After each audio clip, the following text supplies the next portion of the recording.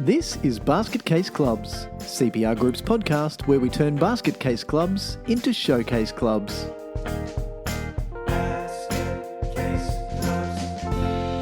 Greetings everyone, welcome to another episode of Basket Case Clubs. We love talking about how we can take ordinary cases of people just doing dodgy stuff and getting themselves into all sorts of troubles and pickles and turning them around and ending up with some great showcases. Joining me again is Steve. G'day Steve, how you doing? G'day, I'm really well. Yeah, we're recording this episode a little later in the week, this week. And gosh, it's been a busy week, all different sorts of things going on. Lots of webinars, a bit of face-to-face engagement with clubs, but lots of progress being made in clubs turning themselves around and, volunteers implementing change to make their lives easier and a little more enjoyable, which is always rewarding for us in our roles. You know, people get involved in volunteering because they enjoy it, and sometimes things get in the way and they go, oh, why am I doing this? And forgetting why they got involved in the first place. And that's a really good segue into our chat that we had this week with Fish, affectionately known as Fish, Michael Fisher being his full name. Michael Fisher has been a contact of ours and a good working partner at Queensland Cricket. Fisher's now finished up with QC, but really kindly agreed to have a chat with us and share some of his insights. And as you say, you know, the reason that people get involved in their organisation as volunteers most of the time is because they see that it could be, well, actually, hold on. No, I'm going to correct myself there. Most of the time, people get involved because no one else puts their hand up and they don't want the club to suffer. But then before long, people do often realise that it can be enjoyable, and nevertheless, there can be some significant distractions from what volunteers, particularly at the management committee level, should be focusing on. And some of those distractions include things like dealing with poor behaviour, whether it be in a meeting setting or on the sideline. And that was one of the things that we discussed during the chat that I had with Fish. And he was able to lend some insight from a perspective of sitting at the state sporting organisation level and helping volunteers in clubs kind of wade through that quagmire of complaint handling processes and seeing the frustration of the volunteers getting bogged down in that stuff rather than being able to focus on setting strategic direction and planning for next season and beyond and doing all the things that they should be doing. So Fish is great to talk to as always, so let's get in. Joining me here today is Michael Fisher. We've been working with Michael for a good couple of years now. Welcome, Michael. Thank you very much for having me, Steve. During your time at the state sporting organisation level, what are some of the most common challenges that you've seen clubs face? Yeah, there's two that come to mind pretty well straight away, Steve. Firstly, just coping with the large volumes of information and compliance, I suppose, that comes not only with running a business, but also running a sporting organisation. And trying to do that with volunteers is obviously very, very difficult at times. I think any person can really only process so much information, and then to do that on top of a day job and a lot of other pressures in life, I think has always been really challenging and something I've always tried to keep front of mind when working with volunteers. The other one, again linked to volunteers, I think is just recruiting and retaining volunteers. I think that's partially due to the lifestyle and everyone being so busy that we've led, particularly in the last decade, and partially probably due to club governance as well, and how that can be a little bit difficult to set up at times. I think on the lifestyle front, it's going to be very interesting because we're obviously going through a pretty big change at the moment, and some people actually have more time. And people may be more available, but there's obviously a bunch of different pressures happening at the moment as well. Yeah, what we're seeing is a real shift, like you mentioned, in the volunteering world. I mean, over the last 20 years, 22 years, as long as we've been doing this work, certainly, we've seen a gradual decline in the number of volunteers sticking their hand up to help out. And while that period of the last 20 or so years has felt really short, a lot has changed. And, we're seeing a lot more families where both parents are working, a lot less time available, and people in some cases are more and more happy to put their hand in their pocket and pay a bit extra for the benefit of not having to help out. But what we've seen at the same time is that decline in volunteering is almost like a mirroring of an increase in the compliance requirements that clubs have got to meet and the hoops that, organisations need to jump through. And did you kind of experience a bit of pushback from the club level in terms of, at QC, requesting more and more by necessity in terms of compliance, and then having volunteers often meet you with that age old, "Oh, but we're only volunteers"? Yeah, absolutely. And it was quite funny.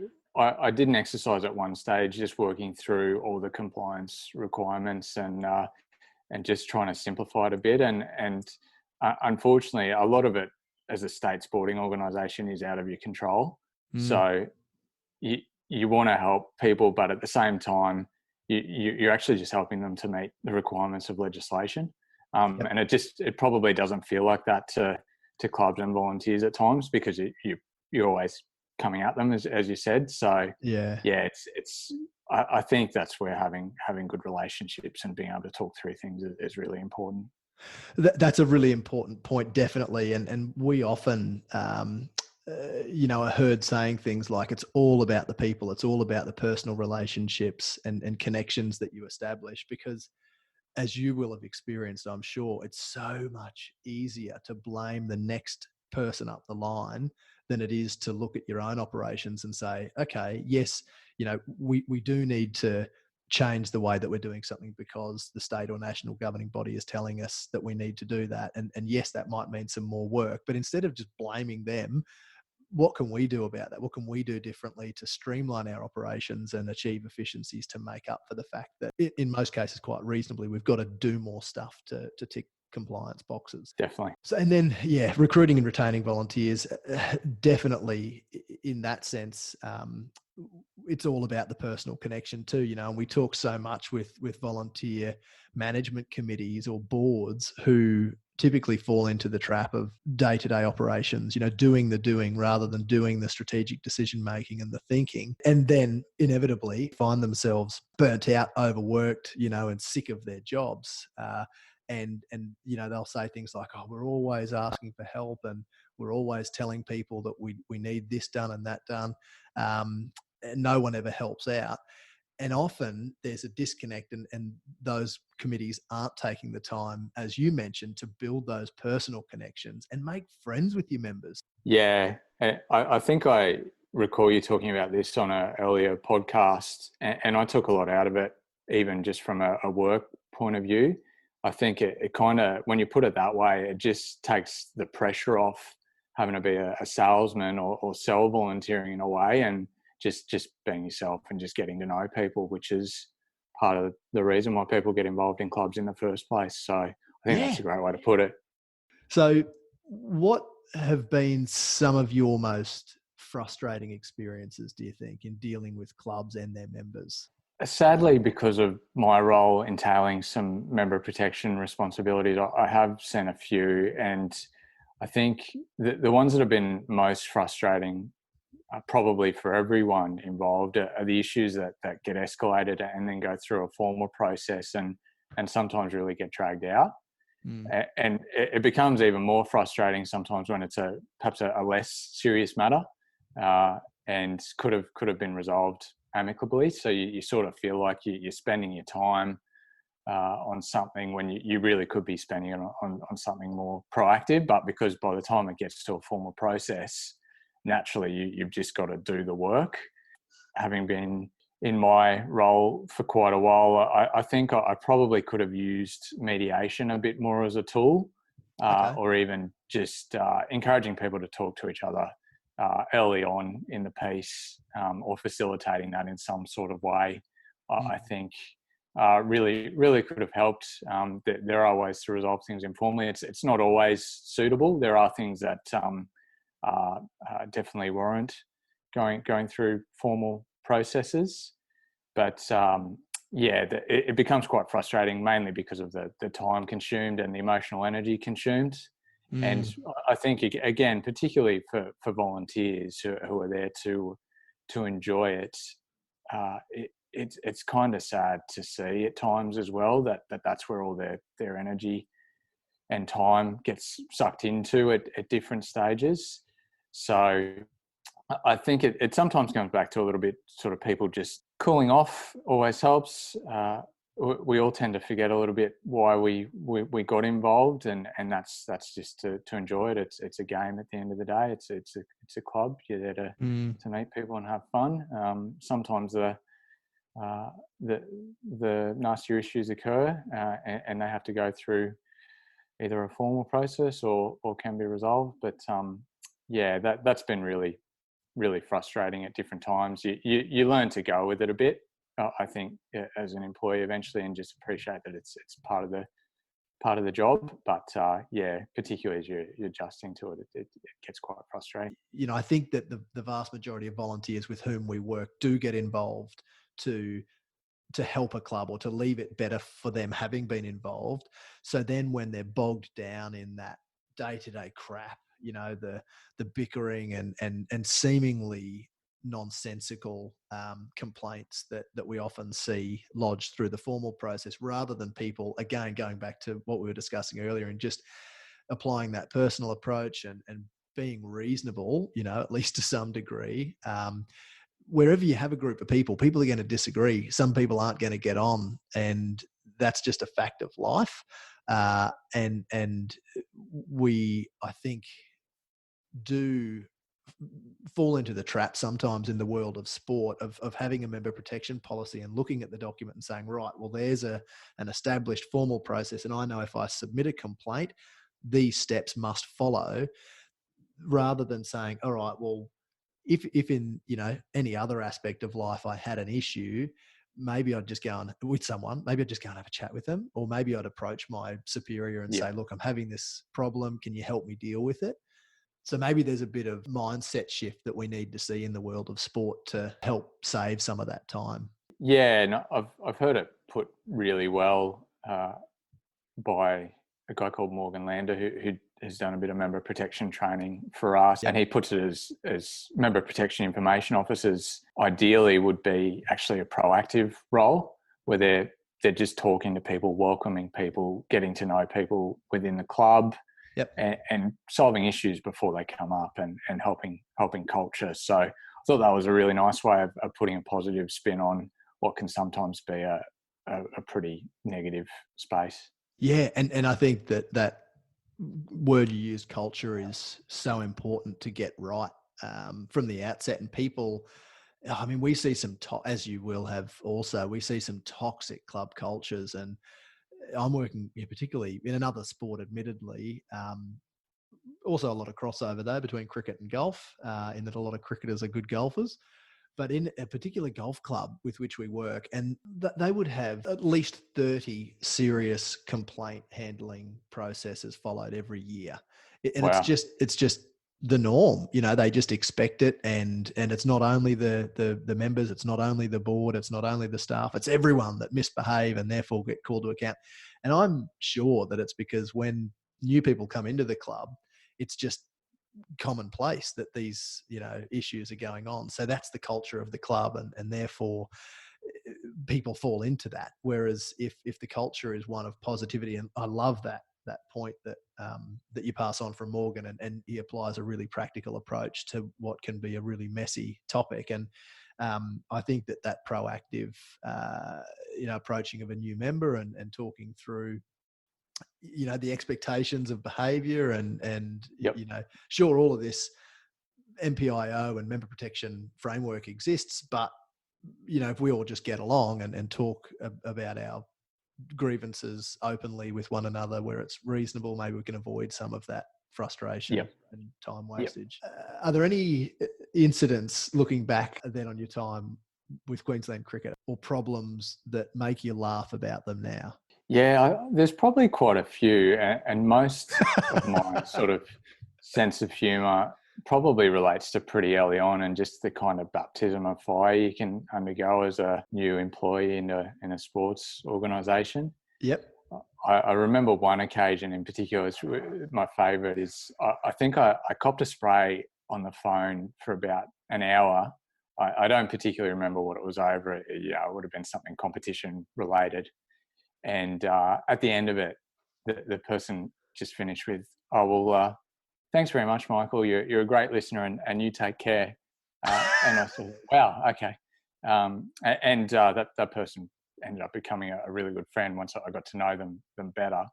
Okay. But I think that's just the nature sometimes of sport too. And as you mature as well, it's just something you learn not to take personally. I think that's fantastic advice, and it paints a really clear picture of the human psyche, which is that sometimes it just takes someone to listen to us and to, kind of agree with us that our issue is a real problem, or just to be there and, like you did, for an hour and listen. Maybe they had never had an experience with someone at the state governing body level that had listened to them genuinely and hadn't just kind of, brushed them off or gone on to the next issue, or even, necessarily tried to find some actionable outcome from the discussion, but literally just listened and put themselves in their shoes. So I think that that's fantastic advice, for other state body employees out there in the world of sport, is that it is the personal connection in the first instance, but also it's finding out what makes the people who run the clubs tick, and getting them on your side, because they'll quickly, and I'm guessing that this example might be one of those where he maybe became a real advocate for you and for Queensland Cricket just because you gave him the time of day. Yeah, and one of the best operators I know. Thinking about some of the challenges then that you've seen clubs face, what are some of the great solutions that you've seen clubs implement to tackle those challenges? Well, I think coming back to one of the original challenges around volunteers and the way that you put it with engaging members, there's some clubs and associations that I think have done some great things to engage more just by making the environment more family friendly. Yep. Some of the best examples I've seen are some competitions aimed at parents and mums in particular. There's a club who's had some great success with running games under lights and making a real event out of it, and putting food and drink on a Friday night so that the parents come down and they have a great time as well. So again, another great family environment. Another example was a club who simply kind of glitched up their senior presentation night to engage partners a little bit more, because they were finding that the presentation night was just the members and their male members in particular. So that they really found a way to engage partners a lot more. I think as well, it's probably no coincidence that a lot of these strategies, to me, actually sort of make me think of what the Big Bash League did in terms of just going to a family market. They realised that they were missing out potentially on 50% of the market, and just went straight to entertainment, basically. Focused a little less on cricket and focused more on entertainment. And very early on, we saw what a great success it was, and there's still some great legacies of that to this day, where along with the trend in women's sport at the moment, cricket as a sport is now far more appealing. It's such a great reinvention of the game, and we're in a really competitive sporting market. There are a lot of options out there to kids. There's a lot of options out there to adults. We're not only competing with team-based sports now, but there's the whole individualized participation, park run, CrossFit, going to the gym. So we really need to tap into whatever opportunities we can to remain relevant and avoid obscurity in this really crowded market. And I think that, again, you've nailed it, where you've highlighted that social side of sport and engaging the families, and Friday night under lights, have a drink if it's a licensed venue, eat some food, avoid cooking that night, and involve people in a far more kind of enjoyable social sense, rather than just we want to compete and win at all costs.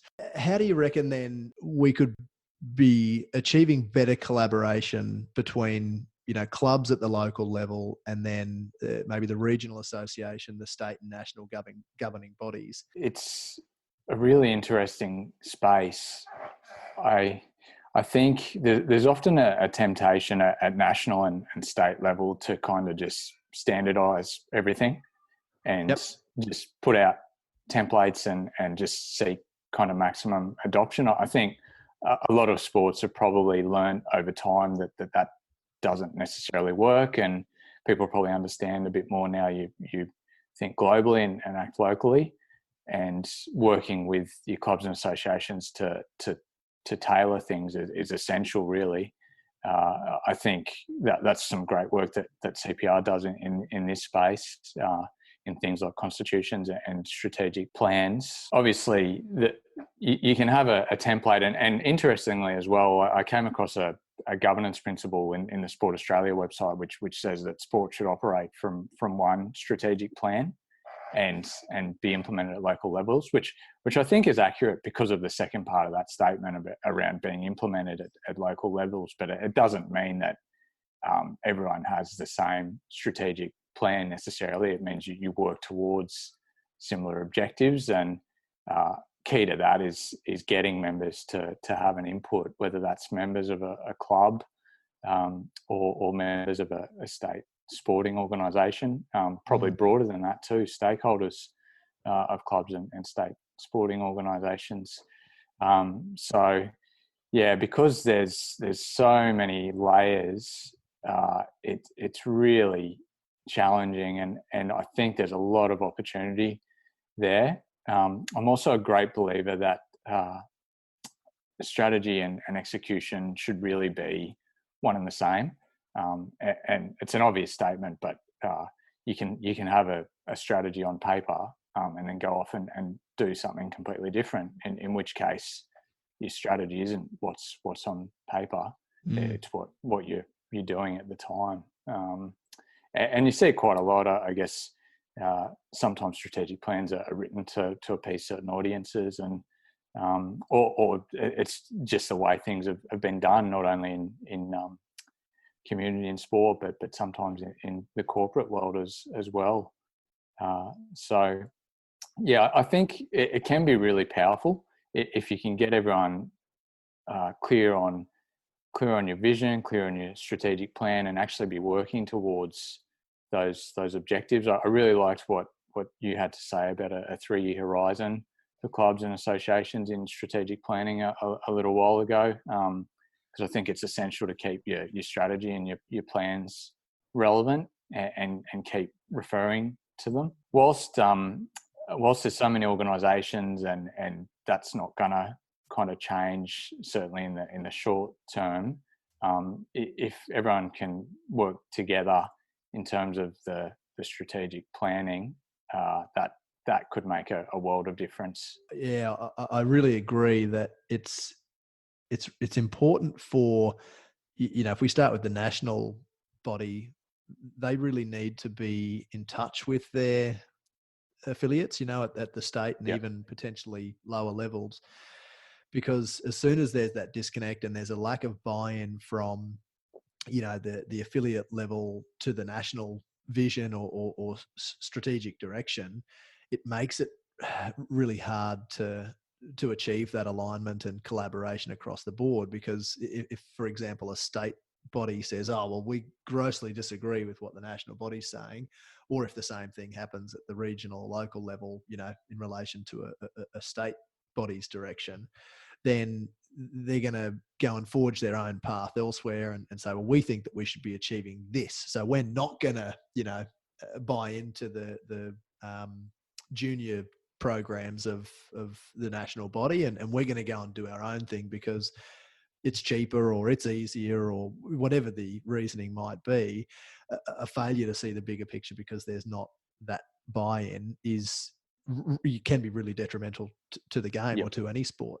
at each level, we really need to take account of what's happening below us and be in touch with the challenges and the changes that we see day in, day out. We live in such a rapidly changing world that sports that aren't keeping up, in contrast to cricket with the likes of the BBL and changing junior formats of the game to be more accessible, the sports that aren't keeping up are struggling, and they're only going to continue to struggle more because of the competitive nature of the environment in which we operate.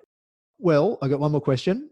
If you were to recommend to basket case clubs just one thing to focus on improving, what do you think that one thing would be? It's potentially a boring answer for some. Absolutely, governance and how decisions are made is key for mine.